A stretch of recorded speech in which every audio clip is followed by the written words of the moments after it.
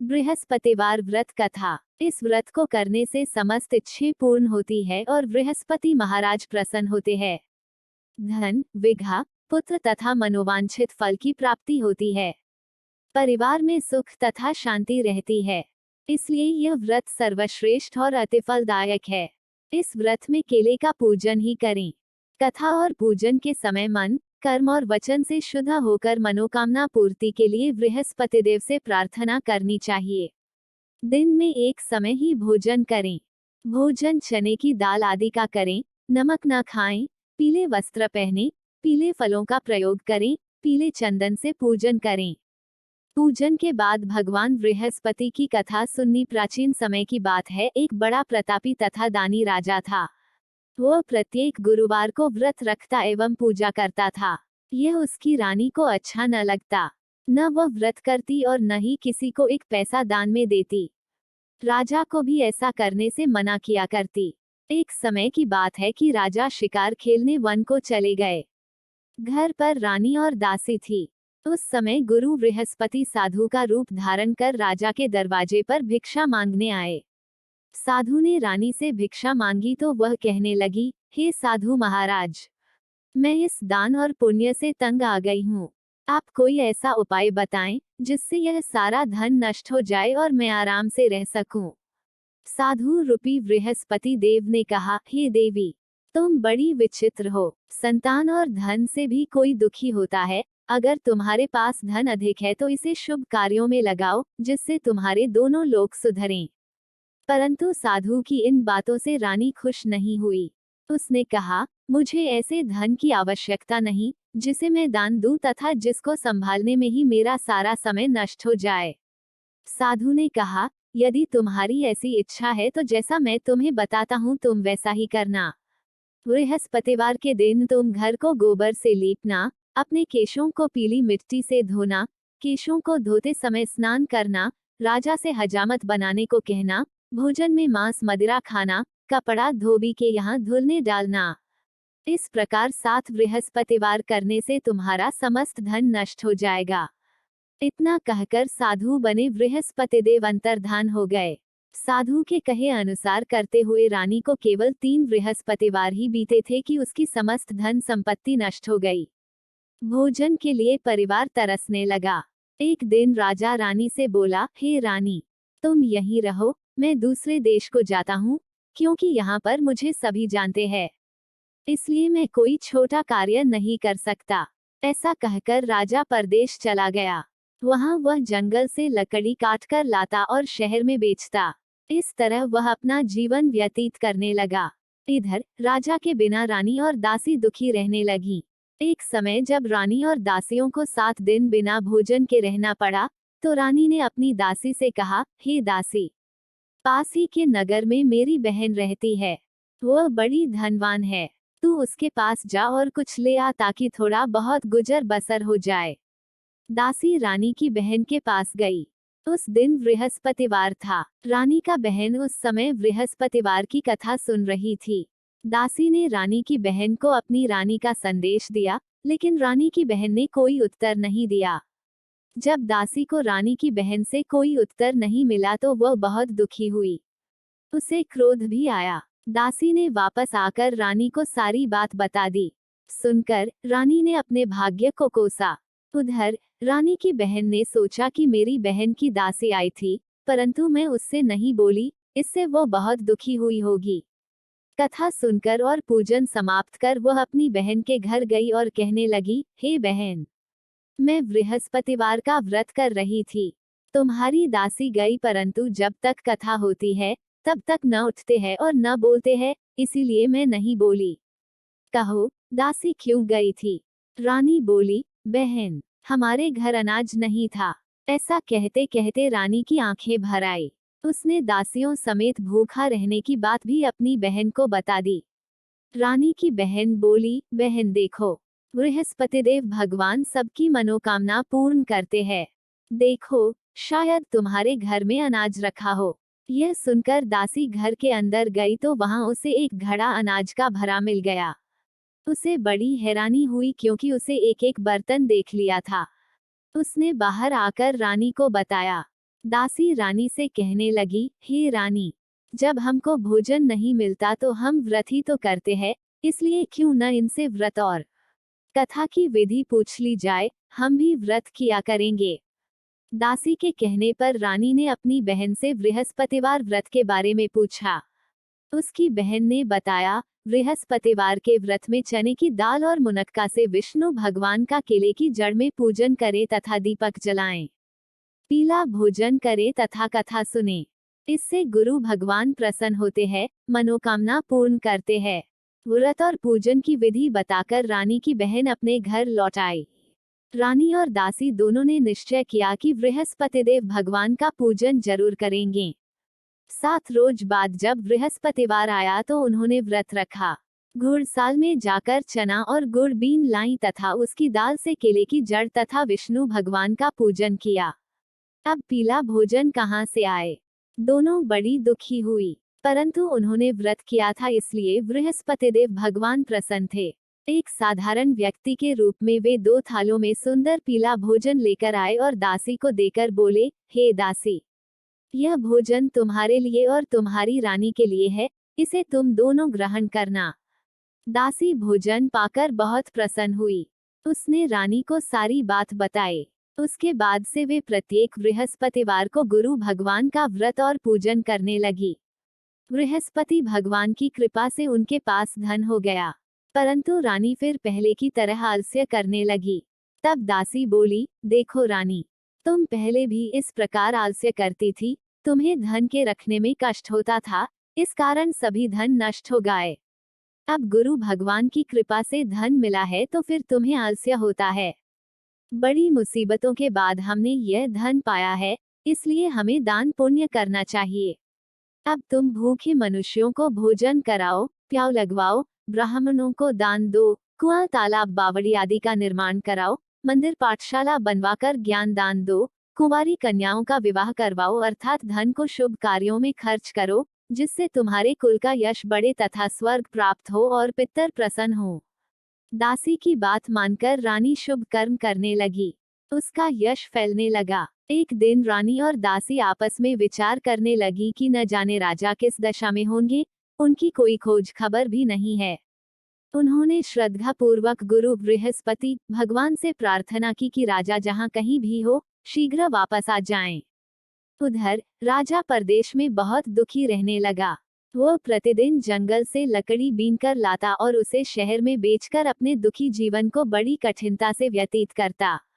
एक दिन दुखी हो, अपनी पुरानी बातों को याद करके वह रोने लगा और उदास हो गया। उसी समय राजा के पास बृहस्पतिदेव साधु के वेश में आकर बोले, हे लकड़हारे, तुम इस सुनसान जंगल में किस चिंता में बैठे हो, मुझे बतलाओ। यह सुन राजा के नेत्रों में जल भर आया। साधु की वंदना कर राजा ने अपनी संपूर्ण कहानी सुना दी। महात्मा दयालु होते हैं। वे राजा से बोले, हे राजा, तुम्हारी पत्नी ने बृहस्पतिदेव के प्रति अपराध किया था, जिसके कारण तुम्हारी यह दशा हुई। अब तुम चिंता मत करो, भगवान तुम्हें पहले से अधिक धन देंगे। देखो, तुम्हारी पत्नी ने बृहस्पतिवार का व्रत प्रारंभ कर दिया है। अब तुम भी बृहस्पतिवार का व्रत करके चने की दाल व गुड़ जल के लोटे में डालकर केले का पूजन करो। फिर कथा कहो या सुनो, भगवान तुम्हारी सब कामनाओं को पूर्ण करेंगे। साधु की बात सुनकर राजा बोला, हे प्रभु, लकड़ी बेचकर तो इतना पैसा भई नहीं बचता, जिससे भोजन के उपरांत कुछ बचा सकूं। मैंने रात्रि में अपनी रानी को व्याकुल देखा है। मेरे पास कोई साधन नहीं, जिससे उसका समाचार जान सकूं। फिर मैं कौन सी कहानी कहूं, यह भी मुझको मालूम नहीं है। साधु ने कहा, हे राजा, मन में बृहस्पति भगवान के पूजन व्रत का निश्चय करो। वे स्वयं तुम्हारे लिए कोई राह बना देंगे। बृहस्पतिवार के दिन तुम रोजाना की तरह लकड़ियां लेकर शहर में जाना। तुम्हें रोज से दुगुना धन मिलेगा, जिससे तुम भली भांति भोजन कर लोगे तथा बृहस्पतिदेव की पूजा का सामान भी आ जाएगा। जो तुमने बृहस्पतिवार की कहानी के बारे में पूछा है, वह इस प्रकार है। प्राचीन काल में एक बहुत ही निर्धन ब्राह्मण था। उसके कोई संतान न थी। वह नित्य पूजा पाठ करता। उसकी स्त्री न स्नान करती और न किसी देवता का पूजन करती। इस कारण ब्राह्मण देवता बहुत दुखी रहते थे। भगवान की कृपा से ब्राह्मण के यहाँ एक कन्या उत्पन्न हुई। कन्या बड़ी होने लगी। प्रातः स्नान करके वह भगवान विष्णु का जप करती, बृहस्पतिवार का व्रत भी करने लगी। पूजा पाठ समाप्त कर पाठशाला जाती तो अपनी मुट्ठी में जौ भर के ले जाती और पाठशाला के मार्ग में डालती जाती। लौटते समय वही जौ स्वर्ण के हो जाते तो उनको बीनकर घर ले आती। एक दिन वो बालिका सूप में उन सोने के जौ को फटक कर साफ कर रही थी कि तभी उसकी माँ ने देख लिया और कहा कि हे बेटी, सोने के जौ को फटकने के लिए सोने का सूप भी तो होना चाहिए। दूसरे दिन गुरुवार था। कन्या ने व्रत रखा और बृहस्पतिदेव से सोने का सूप देने की प्रार्थना की। बृहस्पतिदेव ने उसकी प्रार्थना स्वीकार कर ली। रोजाना की तरह वह कन्या जौ फैलाती हुई पाठशाला चली गई। पाठशाला से लौटकर जब वह जौ बीन रही थी तो बृहस्पतिदेव की कृपा से उसे सोने का सूप मिला। उसे वह घर ले आए और उससे जौ साफ करने लगी, परंतु उसकी माँ का वही ढंग रहा। एक दिन की बात है। कन्या सोने के सूप में जब जौ साफ कर रही थी, उस समय उस नगर का राजकुमार वहां से निकला। कन्या के रूप और कार्य को देखकर वह उस पर मोहित हो गया। राजमहल आकर वह भोजन तथा जल त्याग कर उदास होकर लेट गया। राजा को जब राजकुमार दघारा अन्न जल त्यागने का समाचार ज्ञात हुआ तो अपने मंत्रियों के साथ वह अपने पुत्र के पास गया और कारण पूछा। राजकुमार ने राजा को उस लड़की के घर का पता भी बता दिया। मंत्री उस लड़की के घर गया। मंत्री ने ब्राह्मण के समक्ष राजा की ओर से निवेदन किया। कुछ ही दिन बाद ब्राह्मण की कन्या का विवाह राजकुमार के साथ संपन्न हो गया। कन्या के घर से जाते ही ब्राह्मण के घर में पहले की भांति गरीबी का निवास हो गया। एक दिन दुखी होकर ब्राह्मण अपनी पुत्री से मिलने गए। बेटी ने पिता की अवस्था को देखा और अपनी माँ का हाल पूछा। ब्राह्मण ने सभी हाल कह सुनाया। कन्या ने बहुत सा धन देकर अपने पिता को विदा कर दिया, लेकिन कुछ दिन बाद फिर वही हाल हो गया। ब्राह्मण फिर अपनी कन्या के यहाँ गया और सभी हाल कहा तो पुत्री बोली, हे पिताजी, आप माताजी को यहाँ लिवा लाओ, मैं उन्हें वो विधि बता दूंगी जिससे गरीबी दूर हो जाए। ब्राह्मण देवता अपनी स्त्री को साथ लेकर अपनी पुत्री के पास राजमहल पहुंचे तो पुत्री अपनी माँ को समझाने लगी, हे माँ, तुम प्रातःकाल स्नान आदि करके विष्णु भगवान का पूजन करो तो सब दरिद्रता दूर हो जाएगी। परंतु उसकी माँ ने उसकी एक भी बात नहीं मानी। वह प्रातःकाल उठकर अपनी पुत्री की बची झूठन को खा लेती थी। एक दिन उसकी पुत्री को बहुत गुस्सा आया। उसने अपनी माँ को एक कोठरी में बंद कर दिया। प्रातः उसे स्नानादि करा के पूजा पाठ करवाया तो उसकी माँ की बुद्धि ठीक हो गई। इसके बाद वह नियम से पूजा पाठ करने लगी और प्रत्येक बृहस्पतिवार को व्रत करने लगी। इस व्रत के प्रभाव से मृत्यु के बाद वह स्वर्ग को गई। वह ब्राह्मण भी सुखपूर्वक इस लोक का सुख भोगकर स्वर्ग को प्राप्त हुआ। इस तरह कहानी कहकर साधु बने देवता वहां से लोप हो गए। धीरे धीरे समय व्यतीत होने पर फिर बृहस्पतिवार का दिन आया। राजा जंगल से लकड़ी काटकर शहर में बेचने गया।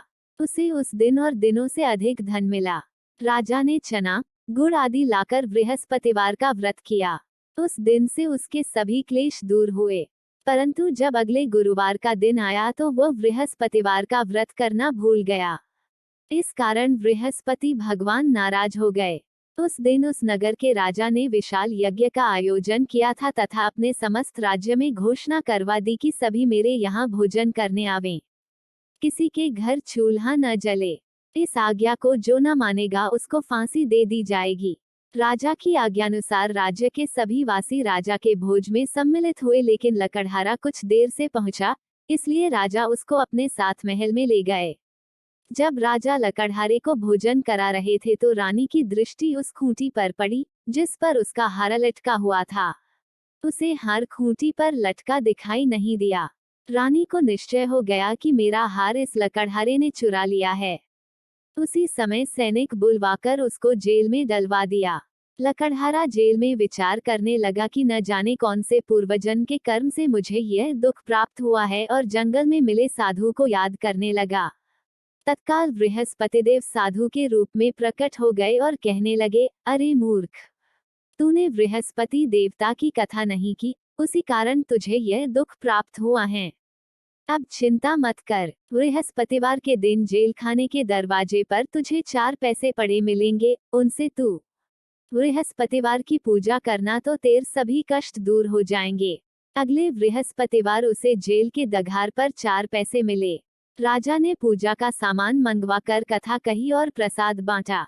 उसी रात्रि में बृहस्पति देव ने उस नगर के राजा को स्वप्न में कहा, हे राजा, तूने जिसे जेल में बंद किया है उसे कल छोड़ देना, वह निर्दोष है। राजा प्रातःकाल उठा और खूंटी पर हार टंगा देखकर लकड़हारे को बुलाकर क्षमा मांगी तथा राजा के योग्य सुंदर वस्त्र आभूषण भेंटकर उसे विदा किया। गुरुदेव की आज्ञानुसार राजा अपने नगर को चल दिया। राजा जब नगर के निकट पहुंचा तो उसे बड़ा ही आश्चर्य हुआ। नगर में पहले से अधिक बाग, तालाब और कुएं तथा बहुत सी धर्मशालाएं, मंदिर आदि बने हुए थे। राजा ने पूछा कि यह किसका बाग और धर्मशाला है। तब नगर के सब लोग कहने लगे कि यह सब रानी और दासी दघारा बनवाए गए हैं। राजा को आश्चर्य हुआ और गुस्सा भी आया कि उसकी अनुपस्थिति में रानी के पास धन कहां से आया होगा। जब रानी ने यह खबर सुनी कि राजा आ रहे हैं तो उसने अपनी दासी से कहा, हे दासी, देख, राजा हमको कितनी बुरी हालत में छोड़ गए थे। वो हमारी ऐसी हालत देखकर लौट न जाएं, इसलिए तू दरवाजे पर खड़ी हो जा। रानी की आज्ञानुसार दासी दरवाजे पर खड़ी हो गई और जब राजा आए तो उन्हें अपने साथ महल में लिवा लाई।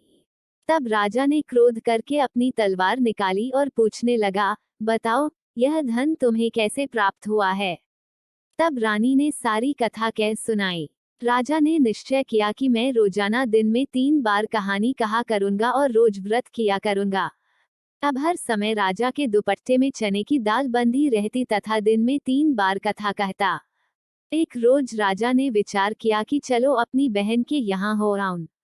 इस तरह का निश्चय कर राजा घोड़े पर सवार हो अपनी बहन के यहाँ चल दिया। मार्ग में उसने देखा कि कुछ आदमी एक मुर्दे को लिए जा रहे हैं। उन्हें रोककर राजा कहने लगा, अरे भाइयों, मेरी बृहस्पतिवार की कथा सुन लो। वे बोले, लो, हमारा तो आदमी मर गया है, इसको अपनी कथा की पड़ी है। परंतु कुछ आदमी बोले, अच्छा कहो, हम तुम्हारी कथा भी सुनेंगे। राजा ने दाल निकाली और कथा कहनी शुरू कर दी। जब कथा आधी हुई तो मुर्दा हिलने लगा और जब कथा समाप्त हुई तो राम राम करके वह मुर्दा खड़ा हो गया। राजा आगे बढ़ा। उसे चलते चलते शाम हो गई। आगे मार्ग में उसे एक किसान खेत में हल चलाता मिला। राजा ने उससे कथा सुनने का आग्रह किया, लेकिन वह नहीं माना। राजा आगे चल पड़ा। राजा के हटते ही बैल पछाड़ खाकर गिर गए तथा किसान के पेट में बहुत जोर से दर्द होने लगा। उसी समय किसान की माँ रोटी लेकर आई। उसने जब देखा तो अपने पुत्र से सब हाल पूछा। बेटे ने सभी हाल बता दिया। बुढ़िया दौड़ दौड़ी उस घुड़सवार के पास पहुंची और उससे बोली, मैं तेरी कथा सुनूंगी, तू अपनी कथा मेरे खेत पर ही चलकर कहना। राजा ने लौटकर बुढ़िया के खेत पर जाकर कथा कही, जिसके सुनते ही बैल खड़े हो गए तथा किसान के पेट का दर्द भी बंद हो गया। राजा अपनी बहन के घर पहुंच गया। बहन ने भाई की खूब मेहमानी की। दूसरे रोज प्रातःकाल राजा जागा तो वह देखने लगा कि सब लोग भोजन कर रहे हैं। राजा ने अपनी बहन से जब पूछा, ऐसा कोई मनुष्य है जिसने भोजन नहीं किया हो, जो मेरी बृहस्पतिवार की कथा सुन ले। बहन बोली, हे भैया, यह देश ऐसा ही है, यहाँ लोग पहले भोजन करते हैं, बाद में काम करते हैं। फिर वह एक कुम्हार के घर गई, जिसका लड़का बीमार था। उसे मालूम हुआ कि उसके यहाँ 3 दिन से किसी ने भोजन नहीं किया है। रानी ने अपने भाई की कथा सुनने के लिए कुम्हार से कहा। वह तैयार हो गया। राजा ने जाकर बृहस्पतिवार की कथा कही, जिसको सुनकर उसका लड़का ठीक हो गया। अब तो राजा को प्रशंसा होने लगी। एक दिन राजा ने अपनी बहन से कहा, हे बहन, मैं अब अपने घर जाऊंगा, तुम भी तैयार हो जाओ। राजा की बहन ने अपनी सास से अपने भाई के साथ जाने के लिए कहा। सास बोली, हाँ चली जा, मगर अपने लड़कों को मत ले जाना, क्योंकि तेरे भाई की कोई संतान नहीं होती है। बहन ने अपने भाई से कहा, हे भैया, मैं तो चलूंगी मगर कोई बालक नहीं जाएगा। अपनी बहन को भी छोड़कर दुखी मन से राजा अपने नगर को लौट आया। राजा ने अपनी रानी से सारी कथा बताई और बिना भोजन किए वह बिस्तर पर लेट गया। रानी बोली, हे प्रभु, बृहस्पतिदेव ने हमें सब कुछ दिया है, वे हमें संतान अवश्य देंगे। उसी रात बृहस्पतिदेव ने राजा को स्वप्न में कहा, हे राजा, उठ, सभी सोच त्याग दे, तेरी रानी गर्भवती है। राजा को यह जानकर बड़ी खुशी हुई। 9वें महीने रानी के गर्भ से एक सुंदर पुत्र पैदा हुआ। तब राजा बोला, हे रानी, स्त्री बिना भोजन के रह सकती है, परंतु बिना कहे नहीं रह सकती। जब मेरी बहन आए तो तुम उससे कुछ मत कहना। रानी ने हाँ कर दी। जब राजा की बहन ने यह शुभ समाचार सुना तो वह बहुत खुश हुई तथा बधाई लेकर अपने भाई के यहाँ आई। रानी ने तब उसे आने का उलाहना दिया। जब भाई अपने साथ ला रहे थे, तब टाल गई। उनके साथ न आए और आज अपने आप ही भागी भागी बिना बुलाए आ गई। तो राजा की बहन बोली, भाई, मैं इस प्रकार न कहती तो तुम्हारे घर औलाद कैसे होती। बृहस्पतिदेव सभी कामनाएं पूर्ण करते हैं। जो सद्भावना पूर्वक बृहस्पतिवार का व्रत करता है एवं कथा पढ़ता है अथवा सुनता है और दूसरों को सुनाता है, बृहस्पतिदेव उसकी सभी मनोकामनाएं पूर्ण करते हैं, उनकी सदैव रक्षा करते हैं। जो संसार में सद्भावना से गुरुदेव का पूजन एवं व्रत सच्चे हृदय से करते हैं, उनकी सभी मनकामनाएं वैसे ही पूर्ण होती है, जैसी सच्ची भावना से रानी और राजा ने बृहस्पतिदेव की कथा का गुणगान किया, तो उनकी सभी इच्छाएं बृहस्पतिदेव जी ने पूर्ण की। अनजाने में भी बृहस्पतिदेव की उपेक्षा न करें। ऐसा करने से सुख शांति नष्ट हो जाती है। इसलिए सबको कथा सुनने के बाद प्रसाद लेकर जाना चाहिए। हृदय से उनका मनन करते हुए जयकारा बोलना चाहिए। बोलिए बृहस्पतिदेव भगवान की जय।